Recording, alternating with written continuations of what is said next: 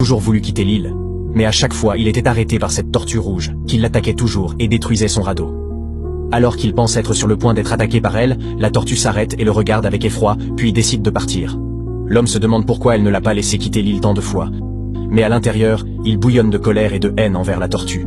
À ce moment critique, il aperçoit la tortue rouge qui rampe sur la plage. Il sentit qu'il allait enfin avoir l'occasion d'évacuer toute sa colère, et de se venger d'elle. Avec un bâton, il frappa la carapace solide de la tortue, mais cela ne la blessa même pas. Voyant que ce n'était pas suffisant, il retourna la tortue, grimpa dessus et la piétina, puis la laissa ainsi sous la chaleur du soleil. Cependant, même sans la tortue, il n'a pas pu quitter l'île. Si bien qu'aujourd'hui, il ne la déteste plus autant qu'avant. Mais il commença à regretter ce qu'il avait fait, car la tortue ne répondait plus, même s'il l'attendait et essayait de faire quelque chose pour la réveiller.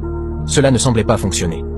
Il prit de l'eau et commença à la verser dans la bouche de la tortue, mais rien n'y fit. Repentant, l'homme s'agenouille devant elle et se met à pleurer. Après tout, l'île était peut-être là où il devait vivre, mais il était jeune, et ne s'en rendait pas compte. Soudain, une nuit, l'homme fut surpris par un grand bruit, et, en regardant de plus près, il s'aperçut que la carapace de la tortue s'était fendue en deux.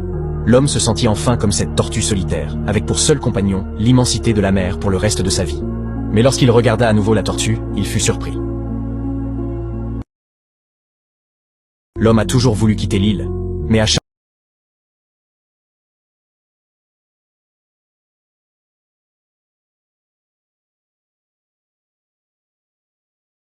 fois, il était arrêté par cette tortue rouge, qui l'attaquait toujours et détruisait son radeau.